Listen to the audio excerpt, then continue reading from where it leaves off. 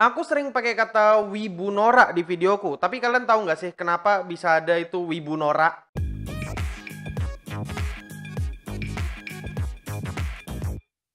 Halo Indo Gamers, para wibu denial, selamat datang lagi bersama gua, host yang paling kalian cintai, admin Yami, dan selamat datang di acara Wibu Lokal. Acara akan membahas anime, manga, dan jejepangan lainnya. Jadi, hari ini aku mau membahas asal mula Wibu Nora. Aku sudah sempat bahas masalah ini pas Clean Sound Live, tapi sedikit banget ku bahasnya. Sekarang kita bakal bahas secara lebih lengkap dan sedikit terperinci. Buat yang nggak tahu Wibu Nora itu apa, bakal ku jelaskan menurut definisiku sendiri. Intinya, Wibu Nora itu adalah wibu yang kelihatan norak di internet atau di dunia nyata. Karena mereka melakukan hal yang seharusnya mereka nggak lakukan, tapi mereka lakukan karena mereka punya label wibu. Contohnya gimana? Contohnya gini, mereka ngaku jadi psikopat sehabis nonton anime-anime tertentu, atau mereka ngata-ngatain orang lacur hanya karena dia cosplayin karakter-karakter anime yang jadi selingkuhan atau karakter anime yang dia nggak sukain. Dan untuk mempersingkat lagi, sebenarnya wibu norak itu adalah wibu yang norak karena nonton anime dan manga. Ini bukan asumsi yang terbukti, tapi di sekitaranku setidaknya ada 4 nama anime ini selalu hadir dalam pikiran wibu-wibu toksik yang menjadi pembenaran mereka untuk berlaku norak, yang nggak sedikit sampai merugikan orang lain. Ya, contohnya ada Tokyo Ghoul, No Game No Life, Sword Art Online, atau Oregairu. Aku punya keyakinan kalau wibu norak yang dihasilkan dari anime ini adalah wibu yang pemikirannya masih bocah, yang dimana mereka nggak bisa membedakan mana dunia nyata, mana cerita anime. Semua ini juga diperparah dengan akses sosial media yang canggih banget. Mereka nggak punya social skill yang bagus buat menggunakan social tools yang canggih. Ya, pada dasarnya mereka ini adalah orang-orang yang ngerasa dirinya keren kalau mereka jadi salah satu tokoh di anime yang bisa jadi antisosial atau bisa ngebunuh orang lain. Atau pada dasarnya mereka kepingin cari perhatian orang banyak aja, tapi caranya yang norak. Kalau kalian gak percaya kata-kataku, kalian masih ingat gak istilah wibu psikopat itu dari mana?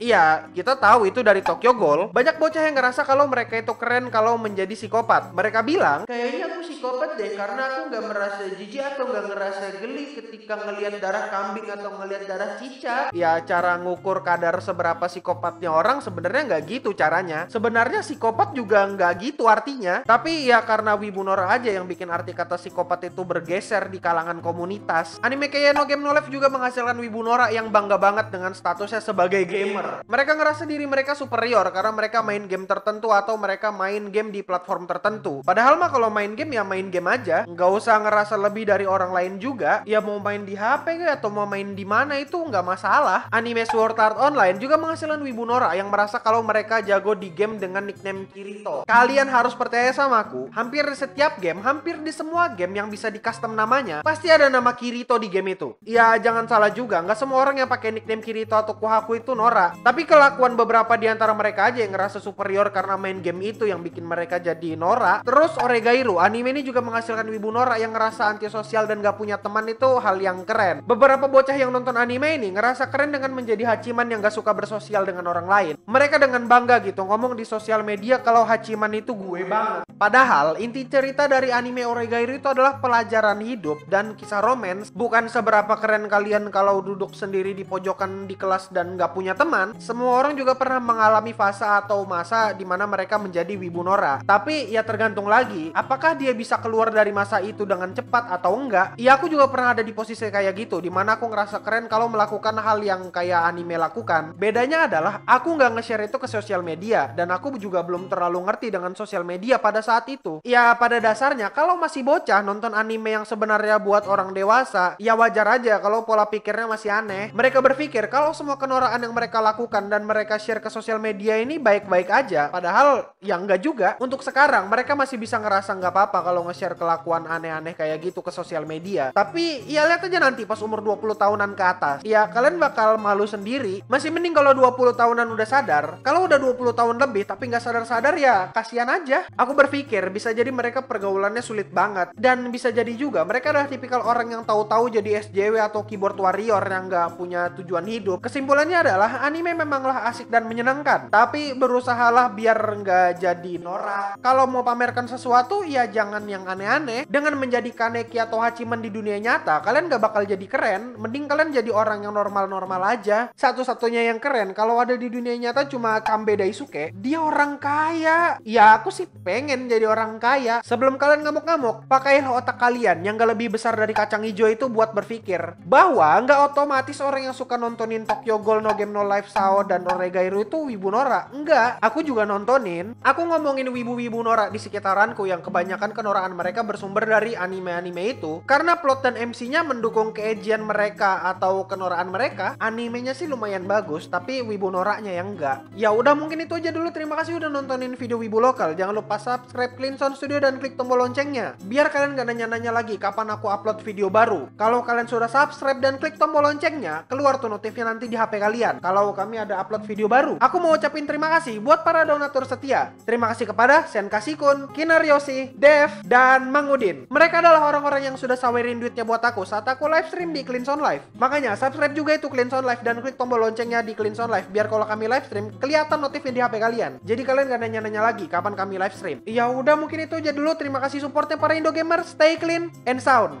Dadah.